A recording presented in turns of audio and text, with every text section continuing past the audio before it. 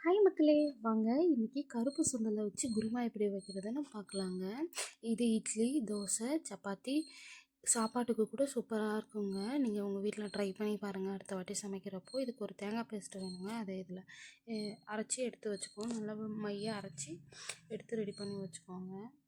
தேங்காய், பொட்டுக்கடல, சோம்பு, பூ, பட்டை சேர்த்துக்கிறோங்க. நல்லா அரைச்சிக்கிறோம். இதுக்கு வடை சட்டி வச்சு 2 ஸ்பூன் ஆயில் ஊற்றி ஒரு 2 பூ, 2 பட்டை, ஒரு ஸ்பூன் சோம்பு சேர்த்துக்கிறோங்க. நல்லா பொரிஞ்சு வந்ததுக்கப்புறம் ஒரு பெரிய வெங்காயம் நீல வாக்கில் கட் பண்ணி வச்சுருக்கேன், அதை சேர்த்துக்கிறேங்க. அதுக்கப்புறம் கொஞ்சம் கருவேப்பிலை ஆட் பண்ணிக்கிறேன். ஒரு ஸ்பூன் இஞ்சி பூண்டு பேஸ்ட் ஆட் பண்ணிக்கிறேங்க. அப்புறம் ஒரு தக்காளி நல்லா வதங்கணுங்க. அதுக்கு ஒரு தேவையான அளவு உப்பு ஆட் பண்ணிக்கோங்க.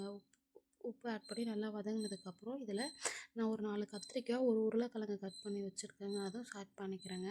அதோட ஒரு கப்பு கருப்பு சுண்டலை வேக வச்சு எடுத்து வச்சுருக்கேன், அதையும் சேர்த்துக்கிறேங்க. இதை நல்லா வதக்கிட்டு இதுக்கு தேவையான மசாலா என்னென்னா 1/4 ஸ்பூன் மஞ்சள்தூள், 1 ஸ்பூன் மிளகாய்த்தூள், 2 ஸ்பூன் கறி மசாலா தூளுங்க.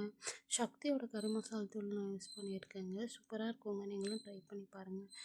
மசாலா தூளெல்லாம் போட்டு நல்லா மிக்ஸ் பண்ணிக்கிறேங்க. மிக்ஸ் பண்ணதுக்கப்புறம் தேங்காய் பேஸ்ட் அரைச்சி வச்சுருக்கோம் இல்லைங்க, அதையும் இதோடய சேர்த்து நல்லா மிக்ஸ் பண்ணிக்குவோங்க. தேவையான அளவு உங்களுக்கு குழம்பு எந்த அளவுக்கு வேணுமோ அந்தளவுக்கு தண்ணி ஊற்றி நல்லா மிக்ஸ் பண்ணி விட்டுருங்க.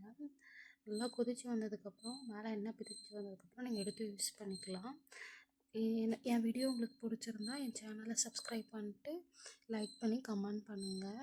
உங்களோட ஒவ்வொரு சப்ஸ்கிரைபரும் எனக்கு ரொம்ப முக்கியங்க. தேங்க்யூ, பாய்.